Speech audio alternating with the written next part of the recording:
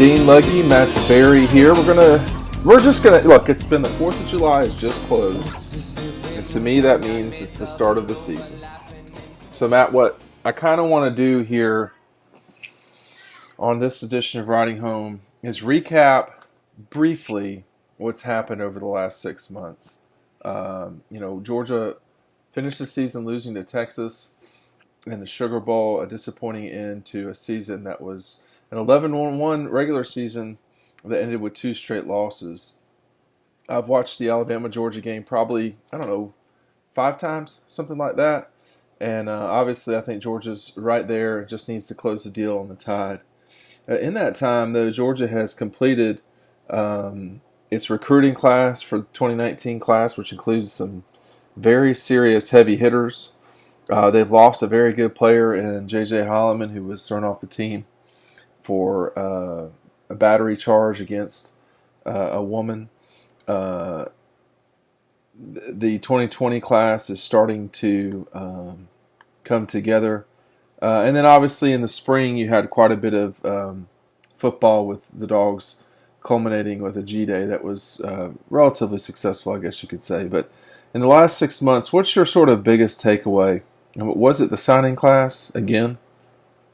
Yeah, they really closed strong in 2019. Obviously, on the recruiting front, 2020 is doing very well, but we got to see a lot of the freshmen in this spring, and those are guys that are really standing out. When you talk about Nolan Smith, Nakobe Dean, Tyreek Stevenson, so this spring was all about seeing how these early enrollee 2019 guys were adjusting, and so far it seems like those guys are doing really well. But at the end of the day, it's going a lot better than Florida's is. I'll say that, both from a team perspective and recruiting perspective there. So it's so far so good. The Holloman incident was not great, but so far, the spring was successful. You're seeing a lot of veterans step up, including Jake Fromm in the offense. We talked about that a lot, especially in Riding Home editions, but you got to be excited about these younger guys too. And on the recruiting front, things are going very, very well. If you've heard the last Riding Home, 6 commitments in June, could be a few more in this summer. So far so good, and definitely better than what they're doing down in Gainesville right now. Well, this obviously I've covered Georgia. This will be my 19th season covering Georgia, so we do cover the Dogs. But I did actually want to touch on the Gators, Georgia's arch rival. What is going on down there? Not only have they had I think having a rough recruiting patch is not the end of the world, but it's just been a mess down there for a while. Yeah, and they like to talk too. Yeah, Coach Mullen is very outspoken about things, and they have had a lot of bumps in the road this spring. I don't know internally or on the team specifically what's been going wrong. It seems a lot of guys are transferred, haven't qualified, but from a recruiting standpoint, they did not finish strong in 2019. 2020, they're losing guys left and right.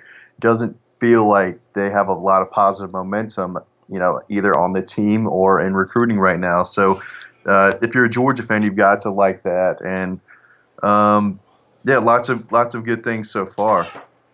There's going to be a lot of pressure for Jake Fromm to really perform this season. We talked about him on 2 podcasts ago, I guess it was, or 2 shows ago. But one thing I think folks are missing is, as important as Jake is to the offense, and any starting quarterback is the most important person on the offense, all the parts around Jake are pretty good too. And we're going to go in depth about this over the next few weeks, position by position. But what do you really expect out of these running backs, man? When I went back and watched the Sugar Bowl and watched the SEC championship game, DeAndre Swift really looked a little bit better than I recall. Obviously, James Cook will be there. You've got Zamir White, Brian Herrien, a very good Sugar Bowl, or a solid one, I should say, at least. And you've got McIntosh coming in. You've got 5 backs. All are going to be different classes, literally senior, junior, freshman, redshirt freshman, and true freshman. What are you looking for from this running back group? A lot of people do feel like Swift is either the or one of the best running backs in the country. You could absolutely make that that argument again. Brian Herring, this will be his 4th year. He's been with the program, it seems like forever, but the guy I'm keeping my eye on, as is everyone else, is Zamir White. 2 ACL knee surgeries. I know, Dean, you said he's the best high school player you've seen in a game. I don't know if that's exactly what you said, but the guy has talent, and if he can come back just a little bit from what we saw his junior year and senior year until the injury in high school, he could be very special. And again, you have DeAndre Swift, you have Brian Herrion. If he can produce as a number 3 and maybe start getting more and more carries throughout the year, he could be an X factor in this offense. And again, James Cook is going to get his touches. He got his touches as a true freshman. You can put him in the slot here and there if you need him to. You can do a lot with him. So he's a guy who's going to get carries. And then McIntosh is there if you need him. Not expecting a ton, but he's a big bruiser, over 200 pounds, who can get you some tough yards in the fourth quarter if you need him to. But a lot of versatility, a lot of depth, but it's really going to come down to Zamir White. Can he step up and be a true 1-2 with DeAndre Swift, as Georgia has seen so many times, with 2 stud backs? Right now they have 1 in Swift. Herrion gives you a lot. You know what you're getting from him, but the big question is going to be Zamir White. He was a 5-star top 10 player in the country. If you can get a lot, I don't want to say a lot, but really anything from him, that's going to help this offense in a lot of ways. One of the biggest, stories that happened at Georgia, we completely jumped over this past 6 months, and this will have ramifications this season and beyond. There were 2 really big moves, 3 if you want to call Dan Lanning being named defensive coordinator a big move. But you had the departure of Justin Fields, who is listed, by the way, at 10-1 to win the Heisman, which is 3rd best in the country, in front of Jake Fromm, which is interesting. But in front of DeAndre Swift as well. And you have him leaving, and then the third one, and maybe the biggest change perhaps for Georgia will be the switch at offensive coordinator. I mean, people can hate on Jim Chaney all they want to, and there were certainly reasons to in particular moments in the past, but they were very productive, Georgia, over these last couple of years. And go ahead. And you just, I mean, it's an unknown. It's a variable we don't know the answer to yet. Well, Jim Chaney is a good play caller. He's been in the league long enough. He can call plays. I don't know if James Coley can. I wouldn't call him a proven play caller. We'll see. He's got the weapons. He's got a great offensive line. Again, Georgia's always been able to run the football, and I still think it'll be a run-first offense. But can he use the tight ends? Can he switch it up? But we know Jim Chaney was proven. He did a good job at Georgia. But James Coley is not a proven offensive coordinator, and he's not a proven play caller just yet. So really interesting to see how this offense develops under him. But it's going to be up to Jake Fromm. I mean, Jake Fromm can probably change the play whenever he wants at the line of scrimmage anyway. So it's going to be his team. It's going to be led by him. He's worked with Coley a lot for 3 solid years now. So that'll be interesting. And Todd Hartley coming in. Yeah, I as it relates to the 2020 season and beyond, I think Todd has had a huge impact on things. I don't want to make it overly more than what it is, but for a tight ends coach, he's done a great job so far. He's certainly I'll just say that he is the reason why Carson Beck is at Georgia. If it weren't for him, Carson would not be going to Georgia. I know Carson always wanted to go to Georgia. That's clear. But he wouldn't have gotten a second look without Todd saying to Jim Chaney, to James Coley, hey, look, you should double check on this. This is a guy that you should make sure that you're taking a harder look at. And they did. And to their credit, they did, because, let's just transition real quick to the stuff at the opening. It's hard to know for sure what you're getting out of, Elite 11 in the opening. You should take everything with a grain of salt. You should take anything in recruiting. I mean, we can only gather information. You know what I mean? But he did pretty well at Elite 11, and then you had the rest of the guys competing out there as well in Texas. Yeah, Jalen Kimber really tore it up as a 4-star cornerback commit from the state of Texas, obviously. Put up a 140, which was up there with Nolan Smith and Owen Popo, big time, outside linebacker, fast linebacker types, but ran a 4.4, 42-inch vertical, really good in the strength, the power ball throw. He tested through the roof. I was able to see him earlier this month at a 7-on-7 tournament at Woodward Academy down in Atlanta, and he's thin. He's only 165 pounds, probably pushing 170, around 6 foot, 6'1". But he's long, he's athletic. Again, still needs to add some weight, but he was very good at the opening. Tate Rowledge, another guy that I'm high on. I think he is a borderline 5-star. I don't know what he's ranked on the other sites, but he's a low 5-star guy in my eyes. He was on the first 5 or final 5 on the offensive line, earning right tackle honors with that final group. Did very well. Won some reps against Brian Bresee, the top player in the country in my eyes. Who's going that? to Clemson. Brian Bresee. Oh, Breezy. Yeah. Okay. He's the real deal. Tate held his own against him for the most part. And Marcus Roseme, the wide receiver, was told he had a very good day as well. Really good job overall. And then you had the targets, more targets than commitments, obviously. Kendall Milton, the 5-star, was there. Tank Bigsby, who I have in my mock class that I put out earlier this month. I think Tank right now, I could easily see him at Georgia, with those two being your running backs. They were both there. Justin Flo is outstanding. The linebacker from Los Angeles. I think that's a Georgia-Clemson battle right now. Noah Sewell, big time. Kid out of Oregon, the linebacker, pushing 270.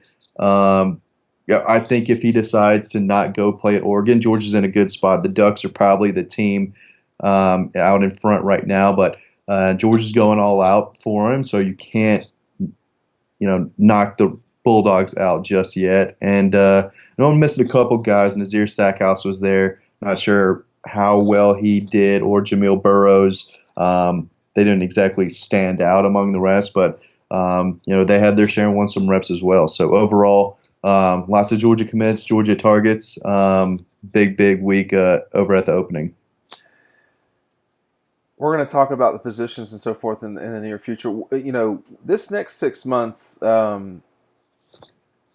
everybody is already assuming that Georgia will play Alabama in the SEC championship, and then that Alabama will play Clemson for the national championship. What could go wrong nationally to prevent those two things from happening?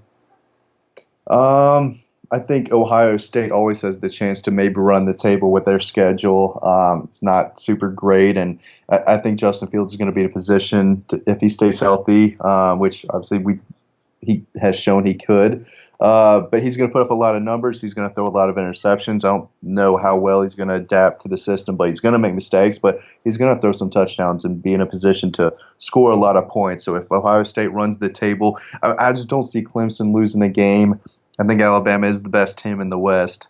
Could this be Oregon's year? Maybe someone in the Pac-12 really steps up and doesn't get knocked off throughout the regular season. They're going to throw their hat in the ring. Notre Dame has a tough schedule. Obviously, if they lose to Georgia, it's going to be really tough for them. Texas thinks they're back. Oklahoma. Well, I think Texas is a team to monitor. I don't think it's out of the realm of possibility at all that they wind up in the playoff because of their situation. I mean, now they don't exactly have a cakewalk, but they have opportunities, and the biggest one coming up against LSU at the beginning of the season, I think. Yeah, so it's a Saturday in Austin. There, I think they are dogs for that game. But you look at Texas. Even if they lose to LSU, if they just recover and win the Big 12 with one loss, I don't see how you keep them out. I mean, they have the capability of beating Oklahoma twice. I'm skeptical of Oklahoma's chances just because I just don't think Jalen Hurts is that good, man. I don't think he's bad, but I don't think he's not an elite quarterback. I don't think so either. He's a Kelly Bryant 2.0. I don't mean that in a bad way. Well said. Okay. But again, another team to look out for is Washington. I don't think they're on the level of Clemson or Alabama, but there's Jacob Eason's there. They have a quarterback that can be very dangerous for people to defend. And I think they're in a position where if they I mean, they might be another team who is favored in all the games they play. If they can beat Oregon, I got to go back and look at their schedule, but they're a team who could make the playoff if they go on a big run in the regular season, win that conference there. You know, a lot of folks listening to this, you dismiss Jacob Eason all you want to. That's fine, but you know, you're leaving out some pretty impressive performances at the end of games against, for instance, Kentucky, Tennessee, and Missouri in 2016. He made a lot of plays. He made a This is lot year of. four. Year four of Jacob Eason. I think he's going to have a really good year. We'll see, but it does look like everyone's going to say Alabama and Clemson, and it's been that way for a while now, except for Georgia a couple of years playing in that championship game. But Georgia's going to have their shot, and they've got a really tough regular season. They really do, and even a one-loss SEC champion Georgia is probably getting in. I don't see how they wouldn't. Yeah. So they don't have to be perfect. This is a team that can do it. But we'll see. It was a really good spring, though. I think both on the team, getting some leaderships in there, some veteran guys, and then these young kids, I think, are going to make plays as they always do. Kirby loves playing these young guys, and I think getting more and more early enrollees in there each and every year is definitely paying off. And I think we've seen it from some of these guys that just signed in 2019, and so far so good. All right, next few weeks here, we're going to be going over the positions for the Dogs, and soon just stick around for Riding Home here on Dog Post. Matt, we'll catch up with you in a little bit. This is Dean Legge signing off. Go to dogpost.com today.